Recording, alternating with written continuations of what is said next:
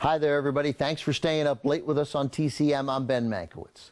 Up next, our last film in a night of crime movie originals and their remakes. And for some of you, we have saved the best and the bloodiest for last. For modern audiences, there are two definitive big-screen mob bosses, and they happen to be played by the same person. There's the calculating, disciplined Michael Corleone of Francis Ford Coppola's Italian family saga, The Godfather. And then there's the excessive and manic Cuban refugee we have coming up next.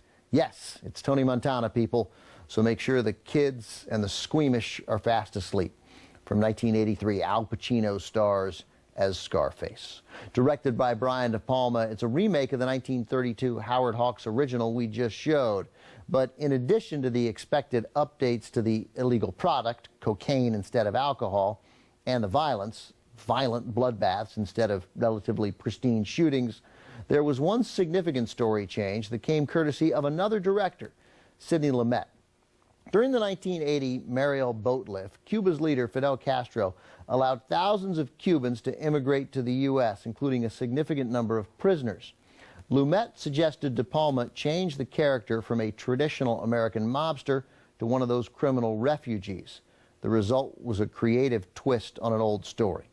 When released, Scarface received scathing reviews from most critics who railed against the movie's grotesque violence and Pacino's extreme performance.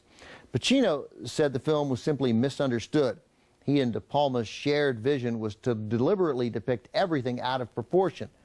Pacino also said he intended the character to be two-dimensional. There are no layers to Tony Montana. As Pacino put it, what you see is what you get. The movie is now a cult classic from 1983, also starring Stephen Bauer, Michelle Pfeiffer, Mary Elizabeth Mastro-Antonio, and Robert Loggia, with a script by Oliver Stone. It's a TCM premiere. Here's Scarface. Whether you think it was over-the-top schlock or brilliantly delivered excess, Al Pacino's performance in Scarface is undeniably electrifying. Pacino says he was influenced physically by Panamanian boxer Roberto Duran, who famously told Sugar Ray Leonard, "No mas." Pacino also got a little dialect help from his Cuban co-star Stephen Bauer, who would tape things for Pacino and help him with his accent. And by the way, Bauer has a little classic movie lineage. At the time, he was married to actress Melanie Griffith, and their child together, Alexander, a musician, is the oldest grandson of Melanie's mother, our friend at TCM, Tippi Hedren. But the actor who inspired some of Pacino's choices for the ruthless, reprehensible Tony Montana is a shocker.